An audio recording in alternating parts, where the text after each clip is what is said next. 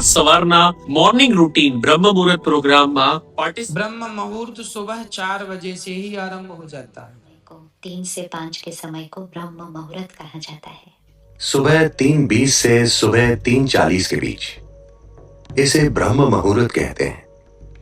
कीजिएगा इस बात को, ठाकुर जी का जीवन में कभी साक्षात्कार करना हो, वो ब्रह्म मुहूर्त में उठना प्रारंभ कर दे। ब्रह्म मुहूर्त, ब्रह्म मुहूर्त, ब्रह्म मुहूर्त।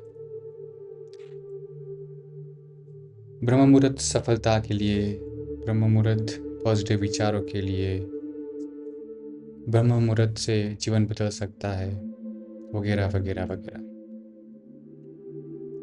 लेकिन वास्तव में कभी ये जानने की कोशिश भी की कि ये ब्रह्म मुहूर्त क्या है?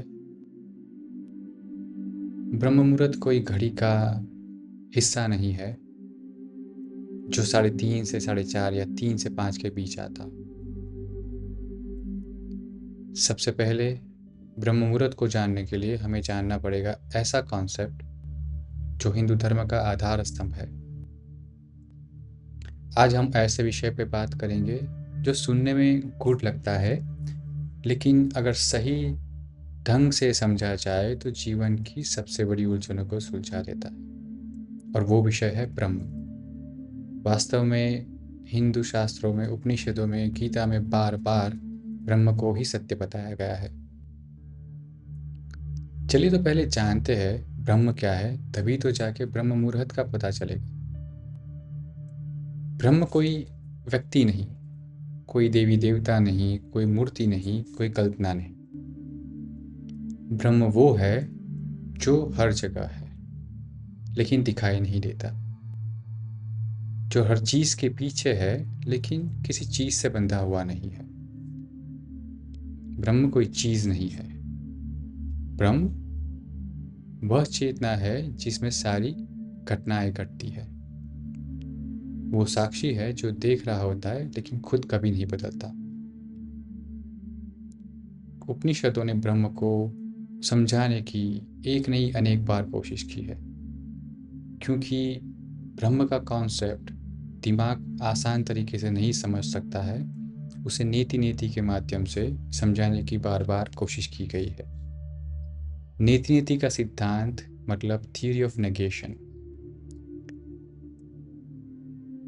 हर चीज जो ब्रह्म नहीं है वो हटाते जा। जैसे कि यह शरीर ब्रह्म है? नहीं, क्योंकि शरीर बदलता है। क्या मन ब्रह्म है? नहीं, क्योंकि मन चलता रहता है। क्या विचार, भावना, पहचान ब्रह्म है? नहीं, क्योंकि वो भी अस्थाई है। तो ब्रह्म क्या है?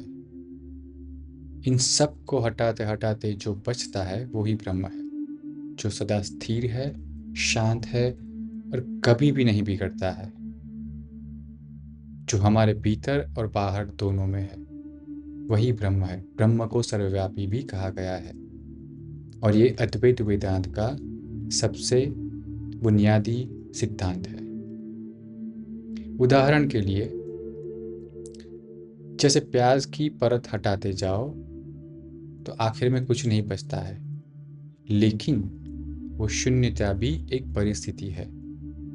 वही ब्रह्म की एक झलक कहा जा सकता है। अब जब हम ब्रह्म को समझने की कोशिश कर रहे हैं तो ये भी समझते हैं कि ब्रह्म मुहूर्त क्या है। बहुत जगहों पर कहा जाता है कि जब रात ढल रही होती है और दिन की पहली आहट शुरू होती है, वो समय लगभग 3 से 4 के बीच ब्रह्म मुहूर्त कहलाता है। जैसे शुरुआत में हमने काफ़ी वीडियो में देखा, छोटी छोटी क्लिप्स में देखा, कैसे ब्रह्म मुहूर्त को समय के साथ बात दिया जाता है। उपनिषदों में प्रतीकों का बहुत ही महत्व रहा। हर एक चीज़ प्रतीकात्मक तरीके से बताई जाती है, जिसे समझने के लिए एक अलग समझ चाहिए। जैसे कि रात अज्ञान का प्रतीक है और दिन ज्ञान का, और जब व्यक्ति अज्ञान से ज्ञान की ओर कदम रखता है, जब उसका मन पहली बार सत्य की झलक देखता है, वो क्षण है ब्रह्म मुहूर्त। उपनिषदों में इसके कई संकेत मिलते हैं, जैसे तम तमस्य पारम दर्शयति भगवतो ब्रह्म विद्या। ये छांदोग्य उपनिषद में कहा गया है कि यह ब्रह्म विद्या, अंधकार माने अज्ञान, से पार ले जाती है। ऐसे तो कई उदाहरण हैं उपनिषदों में जो ब्रह्म की बार बार व्याख्या करते हैं, लेकिन इस सत्य को भी बाजारू बना दिया गया है। आजकल लोग कहते हैं कि ब्रह्म मुहूर्त में उठो, सफलता मिलेगी, नेगेटिव सोच जाएगी, पॉजिटिव माइंडसेट बनेगा, ब्रह्म मुहूर्त से लाइफ ट्रांसफॉर्म हो जाएगी। ये अध्यात्म नहीं है, ये मार्केटिंग है। ब्रह्म ना तो पॉजिटिव होता है ना तो नेगेटिव। ब्रह्म ना तो सफलता से जुड़ा है न असफलता से। ब्रह्म द्वैत से परे है। अगर कोई कहता है कि ब्रह्म मुहूर्त में उठकर तुम मन चाहा जीवन पा सकते हो, तो वो ब्रह्म का अपमान ही है। ब्रह्म बिकाऊ नहीं है। जब उपनिषदों में ऋषियों ने ब्रह्म को शब्दों में पिरोया तो उन्होंने इसका मूल्य नहीं मांगा। जब भगवान श्री कृष्ण ने गीता अर्जुन को सुनाई तो उसकी भी कोई कीमत नहीं मांगी।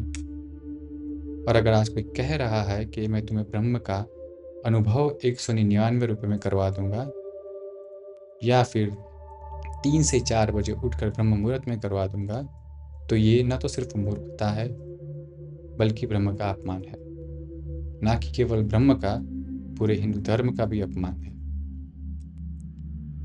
हाँ, संस्था को चलाने के लिए सहयोग लिया जा सकता है, लेकिन शर्त होनी चाहिए कि जो भी बात सिखाई जा रही हो वो शास्त्र सम्मत हो, उपनिषदों से प्रमाणित हो, ना कि बाजार में खड़ा हुआ ब्रह्म। तो अब करें तो क्या करें?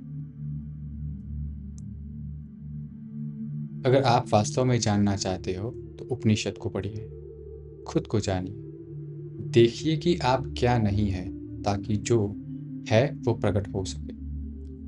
और समझ लीजिए, आपका असली ब्रह्म मुहूर्त वो नहीं जब आप नींद से उठते हैं, वो क्षण है जब आप माया से जागते हैं। आप पैसा देकर ज्ञान खरीदने जाएंगे, लेकिन लौटकर सिर्फ झूठ ही लाएंगे। इसीलिए आज जो ब्रह्म मुहूर्त और ब्रह्म का सही अर्थ मैंने आपको बताया है वो मुफ्त है, क्योंकि सच्चा ज्ञान कभी बिकता नहीं है, वो सिर्फ बांटा जाता है।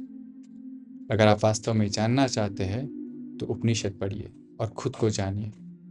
आपका असली ब्रह्म मुहूर्त वो क्षण होगा जब आप जागेंगे, समय से नहीं, माया से।